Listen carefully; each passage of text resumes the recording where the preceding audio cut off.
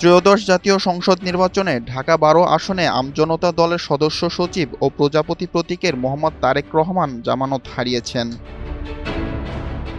শুক্রবার ১৩ ফেব্রুয়ারি সকালে রাজধানীর সেগুনবাগিচায় বিভাগীয় কমিশনার কার্যালয়ে ঘোষিত বেসরকারি ফলাফলে দেখা যায় তারেক রহমান মাত্র ১,০৪৪ ভোট পেয়েছেন। এই আসনে বাতিল হওয়া ভোটের সংখ্যা ২,০৪৪টি, অর্থাৎ তিনি বাতিল হওয়া ভোটের অর্ধেক পরিমাণ ভোটও সংগ্রহ করতে পারেননি। ফলে ন্যূনতম ভোট না পাওয়ায় তিনি তার জামানত হারিয়েছেন।